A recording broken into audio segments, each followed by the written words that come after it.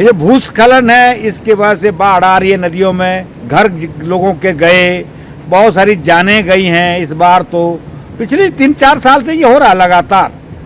ये बारिश तंत्र जो है वो इराटिक हो गया है, अनिश्चित हो गया है। कभी भारी बारिश हो रही है, कभी सूखा आ रहा है। इसके क्या कारण है? अवैज्ञानिक तरीके से किया जा रहा है सब निर्माण।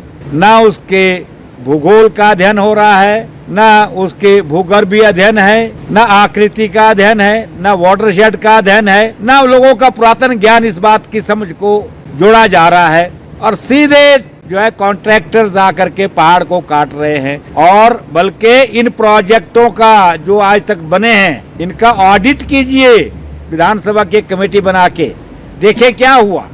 और यहाँ हिमाचल में नहीं, उत्तराखंड में भी हो रहा है, कश्मीर में भी हो गया, नॉर्थ ईस्ट में भी हो गया, सब जगह हो रहा है।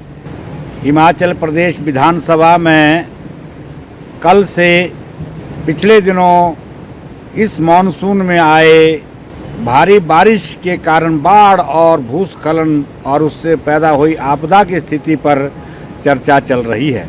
हम इसका स्वागत करते हैं, परंतु चर्चा जिन मूल मुद्दों पर होनी चाहिए और उसके बाद विशेष निर्णय लिए जाने चाहिए और कानूनों के तौर पर उस फैसले को आगे बढ़ना चाहिए, नीति के और हिमालय के विकास की कोई नीति निर्धारण की तरफ दिशा बढ़े, वो इस चर्चा मुझे कल से आज तक नहीं दिख रहा। सिर्फ दोनों दल, पक्ष और विपक्ष, एक दूसरे पर आक्षेप के अलावा ज़्यादा गंभीर बहस की तरफ नहीं बढ़ रहे। उन्हें चाहिए कि जिस तरह की परिस्थिति से आज निपट रहे हैं हम लोग, जो परिस्थिति हिमालय और हिमाचल प्रदेश की है, उसमें ये बहस करने के बजाय अब हम क्या करें और क्या नीति निर्धारण करें और ताकि हम भविष्य के लिए हिमाचल प्रदेश के समाज और जनता को और यहाँ की प्रकृति को बचा सकें, इसके लिए कुछ सोचें। इसलिए हमने आज हिमालय नीति अभियान की तरफ से एक पत्र जारी किया अध्यक्ष विधानसभा कुलदीप सिंह पठानिया जी को, यह अनुरोध करते हुए कि वो इस दिशा में चर्चा बढ़ाएं। और हमने इसकी प्रतिलिपि मुख्यमंत्री और नेता प्रतिपक्ष को भी भेजी ताकि उनके सभी वो अपने विधायकों से मैं इस बात को रखें और वो ये इस तरह से चर्चा करें कि हम क्या आगे निर्धारित करें। हमारा ये कहना है कि सबसे पहले इस बात का आंकलन किया जाए कि ये जो नई परिस्थिति पैदा हुई है कुछ सालों से कि हिमाचल प्रदेश और अन्य हिमालय राज्यों में ये बारिश तंत्र जो है वो इराटिक हो गया है, अनिश्चित हो गया है। कभी भारी बारिश हो रही है, कभी सूखा आ रहा है। इसके क्या कारण है? मौसम में बदलाव आ रहा है, मौसम में बदलाव आने की वजह से गर्मी में बढ़ोतरी हो रही है, ग्लेशियर पिघल रहे हैं और उसी के कारण फ्लड और दूसरी घटनाएं, बाढ़ और भूस्खलन जैसी घटनाएं हो रही है। इसका अध्ययन किया जाना चाहिए और जो भी वैज्ञानिक ज्ञान अभी तक उपलब्ध है उस पर चर्चा होनी चाहिए और उसी पर आधारित कोई नीति बननी चाहिए। दूसरी बात, ये जो आज भूस्खलन हो रहा है बारिश अतिवृष्टि के बाद, बारिशें पहले भी होती थी, ऐसी बात नहीं है, परंतु यहाँ ज़रा सी अतिवृष्टि के बाद भूस्खलन बड़े पैमाने पर हो रहा है। ये जो भूस्खलन है इसके वजह से बाढ़ आ रही है नदियों में, घर लोगों के गए, बहुत सारी जानें गई हैं। इस बार तो पिछले 3-4 साल से ये हो रहा है लगातार। और यहाँ हिमाचल में नहीं, उत्तराखंड में भी हो रहा है, कश्मीर में भी हो गया, नॉर्थ ईस्ट में भी हो गया, सब जगह हो रहा है। इस पर विचार करना चाहिए हमें, बजाय के कहने किसने क्या किया किसने क्या नहीं किया।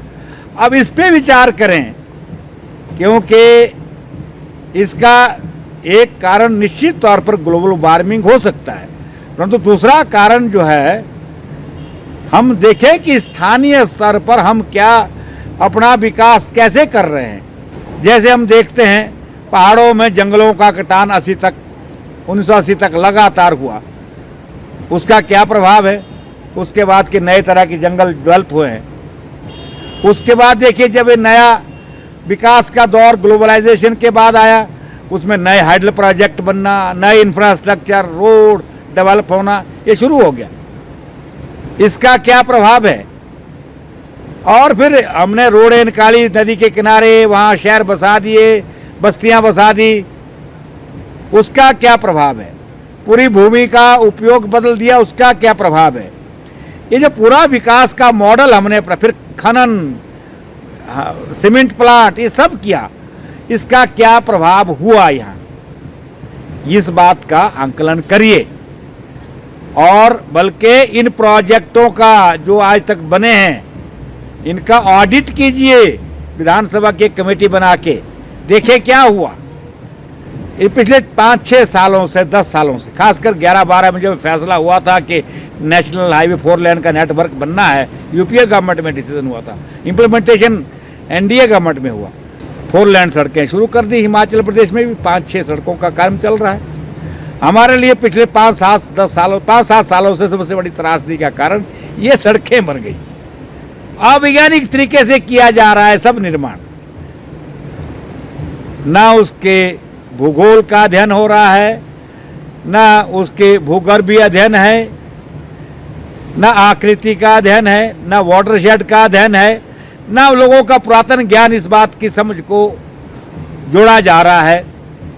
और सीधे जो है कॉन्ट्रैक्टर्स आकर के पहाड़ को काट रहे हैं, या जो भी दूसरे प्रोजेक्टों में सब यही कर रहे हैं। अब कैसे हो सकता है कि 100-100, 200 मीटर फुट तक पहाड़, कच्चे पहाड़ में, जो हिमालय हमारा पहाड़ कच्चा पहाड़ है, उसमें सीधा कटान कर दें आप? वो किया जा रहा है सड़क के लिए। और आजकल पूरे गांव नीचे धंस रहे हैं। जैसे मैं तो कह रहा हूं कि जो कीरतपुर मनाली रोड है, ये तो त्रासदी बन गई हमारे लिए। ये कहानी है, इसकी पूरी इंस्पेक्शन होनी चाहिए, विधानसभा की कमेटी बने, इसकी जांच हो। अर्ली वार्निंग सिस्टम हम क्यों नहीं लगा सकते? कोई महंगा काम तो है नहीं। ये बादल फट रहे हैं घाटियों में, हम early warning system, Doppler radar का आजकल प्रचार है, और भी कोई हो सकते हैं अर्ली वार्निंग सिस्टम, वो किए जा सकते हैं। और खासकर जो हमारे पिछले 23 में हाइडल प्रोजेक्ट कारण फ्लड आए थे, उन्होंने गेट खोले थे, उनका आपस में तालमेल नहीं था, वो भी एक खतरनाक स्थिति है। इन सब बातों को गंभीरता से लेना चाहिए। हमारे प्रदेश में बड़े पैमाने पर लोग स्थापित हो रहे हैं, गांव धंस गए हैं, जमीनें स्लाइड कर गई हैं, घर भी गए हैं। और हालात यह है कि लगभग 3000 के करीब घर, गौशालाएं बह चुकी हैं। देखना कोई छोटा काम नहीं है। अभी हमारे पास ना हमारे पास डेटा है, ना सरकार के पास है, सब अनुमान है। परंतु 2,500-3 हजार से ऊपर घर जो है तबाह हो चुके हैं, और खेती, हजारों बीघे खेती जो है उसकी जमीन गई है। अब इसका क्या आगे आप करेंगे, कैसे करेंगे उन लोगों को पुनर्स्थापित? इसके लिए कुछ कानूनी बदलाव करने पड़ेंगे, जंगल की भूमि के अंदर लोगों को जमीनें देनी पड़ेंगी। ये विचार कीजिए मिलजुल के दोनों दल। अगर कोई आप हिमाचल प्रदेश की जनता के हितैषी पार्टियां हैं, ये बात सोचनी पड़ेगी। हम बार बार कई सालों से कह रहे हैं हिमालय के में हिमालय नीति होनी चाहिए विकास की, जो छोटी हो, स्थानीय स्तर पर हो, और यहाँ की भूगर्भीय और इकोलॉजिकल परिस्थितियों को समझते हुए जो है वो बने। उस पर विचार होना चाहिए देश भर में और प्रदेश भर में भी, कि सारे कार्य उसको देखते हुए किए जाएं।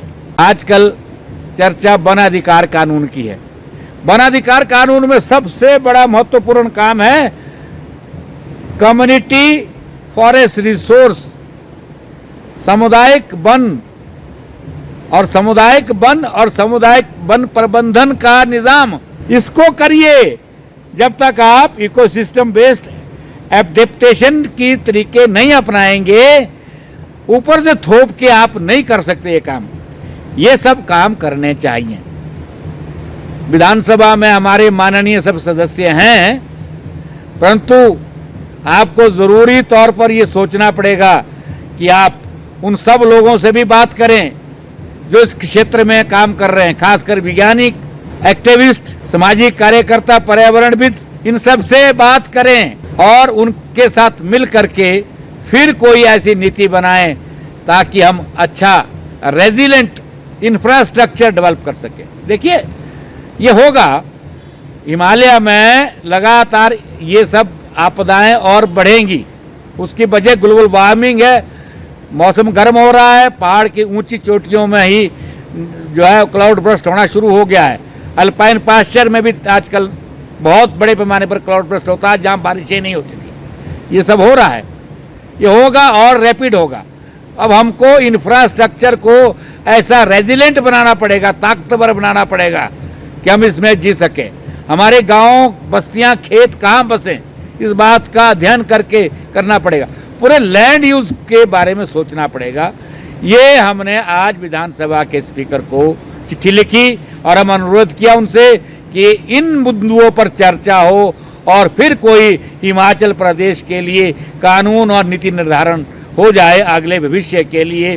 वो जो है हमारे लिए कोई टिकाऊ प्रावधान होगा। अदरवाइज हम सब बहस करेंगे, उसका कोई समाधान नहीं निकलेगा। यही मेरा कहना है। हिमालय नीति की अभियान की तरफ से हमने ये पत्र इसीलिए लिखा। धन्यवाद।